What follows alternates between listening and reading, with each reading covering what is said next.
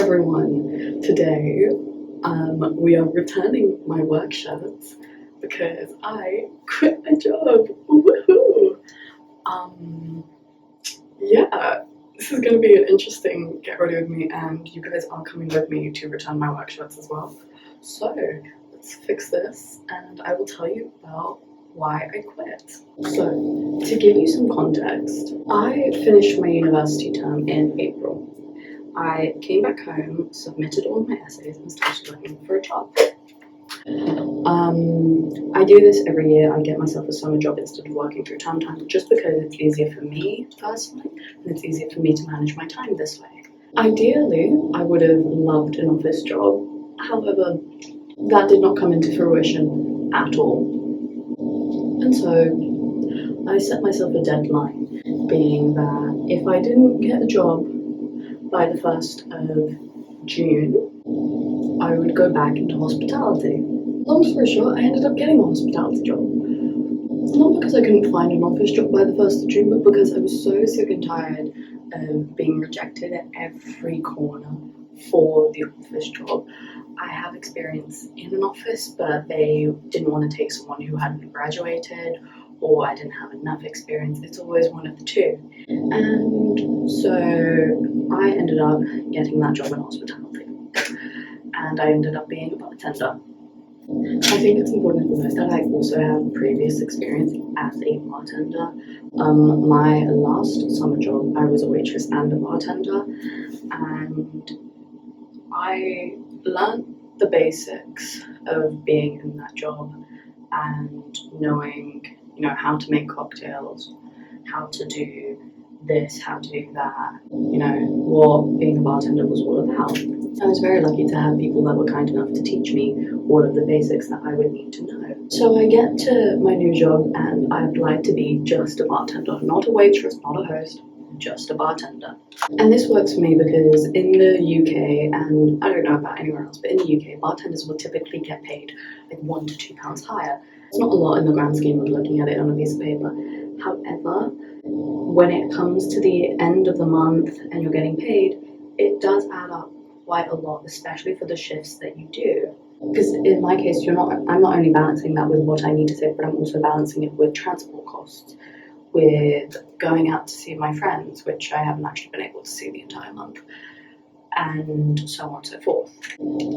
It's a matter of being able to save up enough to, pay my rent, but also be able to have a little bit of fun. So that £1 to £2 extra was desired, and it was written down in my contract. I came to working at this place.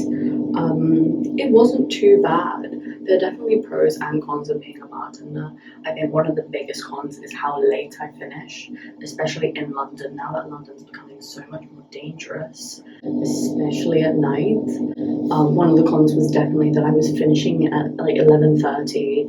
I'd be at like my local tube station by midnight, and then my parents would come and pick me up because walking all the way home just wasn't feasible.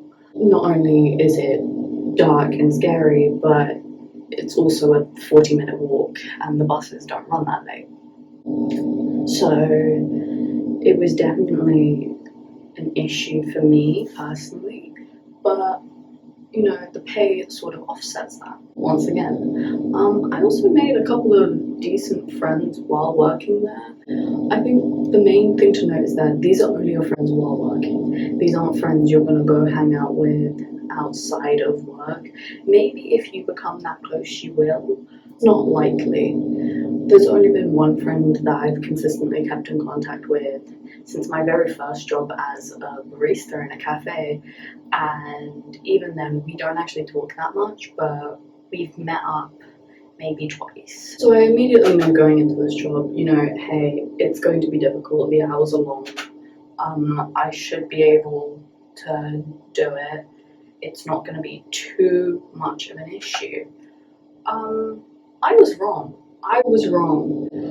I think every time I enter hospitality, I always forget, that every hospitality job is different, even though you're doing the same job. And the way that you're going to be treated in every single restaurant or bar varies from bar to bar and who the people are. For example, my last place, they were a suspected drug ring. We were across a police station and they were a suspected drug ring, and yet they treated me with so much respect. And when they had an issue with how I was working, they would come and say it constructively. They would say, actually, if you don't mind for next time, can you do it this way? It just makes life easier, not only for us, but for you. And I accepted that, you know? Like, it's not the end of the world to say things nicely. This place, however, didn't do that. Not only were they incredibly rude towards me and the rest of front of house staff, and it's one of the core reasons why I left, because quite frankly, I'm not going to sit here, I'm not going to stay in my job while I'm being disrespected blatantly in front of customers for doing my job. Like, if you've got an issue with the way I work, you're more than welcome to pull me aside and go, hey, can you do it this way? Or, hey, can you change the way you do this? And I'd be happy to oblige. However, even giving constructive criticism shouldn't be done in front of customers, and it was done in front of customers. It got to a point where customers were noticing how badly all of us employees were being treated, and they were writing complaints about it on Google reviews. How bad it has to be for customers, paying customers, to notice how badly the employer is treating their employees. It has to be so outrageously bad for a customer to notice. I think what really started to get to me was that this was constant. Over the 2 months that I worked there, it wasn't just one incident, it was like 5. Not only did I lose a head bartender, we had a trial shift for another head bartender come in, and within 1 day she left. The story was that essentially she asked to go on break and she just picked up her things and walked out that door. Not that I blame her, like, at all. Not that I blame her at all for it. If anything, I have major respect for that. A little bit disrespectful towards us, but, you know, fair game. But for her to walk out on her first shift, do you know how bad that is? When I was working, we lost a total of, I think, 4 people on front of house staff simply because they couldn't handle the treatment that was being given to them. And I'm one of those. The kitchen has different rules. The kitchen is managed by the head chef. Now, the head chef, he was incredibly scary to me, but he was also incredibly kind. He would explain things to me that I didn't understand, any questions that I had. If I made a mistake, he would correct me in a constructive manner so I wouldn't make the same mistake again. You know, it's one of those things where I'm sat there going, you can run your business and be kind to people. You don't have to be mean all the time.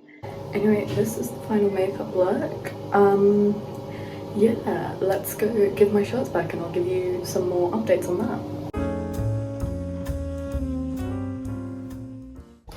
So all of my shirts are in this bag.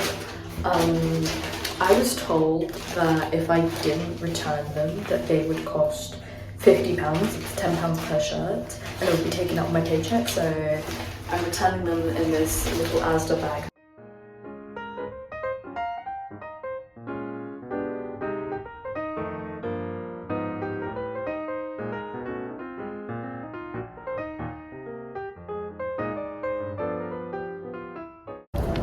Ultimately, I did really enjoy working with people.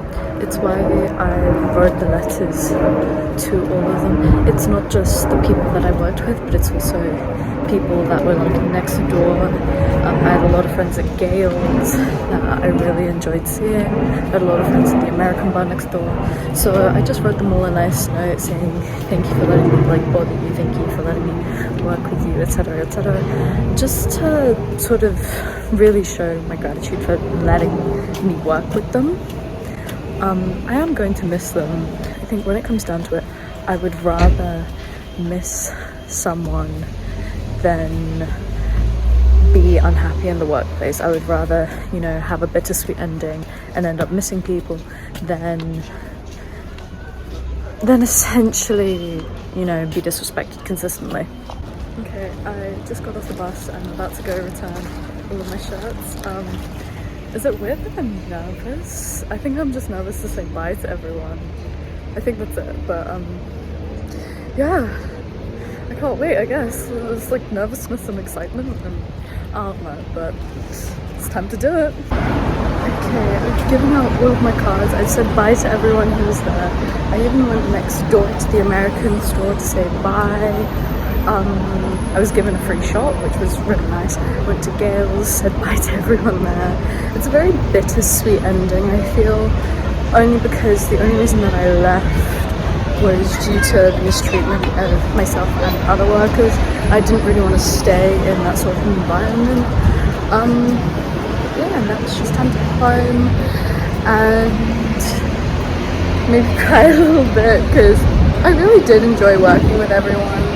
I think that's the worst part. I enjoyed working with everyone, but upper management was so bad that I physically could not work there anymore. And yeah, it's time to go. I made it home. I've had something to eat. I had a very long journey home because there was so much traffic, and my phone also did die on the way home, which is great. But I don't know, I think this experience working for this particular business really taught me a lot. I'm always going to be grateful for every opportunity that I do have. I know a lot of people aren't in a position where they have the opportunity to work over their summer, or they don't have the sort of skills and qualifications that they need, etc., etc. But I don't know, I feel like this work opportunity not only taught me a lot about business, but also about valuing myself within a company. I think it took a lot of courage for me to stop working there, because normally when I'm working over summer, I'll finish working in September, and my contract officially finishes on the 31st of July this time. So yeah, it has taught me a lot about sticking up for myself, and especially in a workplace context, I think that is needed. So I think that will be it from Vicky's Life Diaries, at least from this episode, and yeah, we will see what the next episode holds. Bye!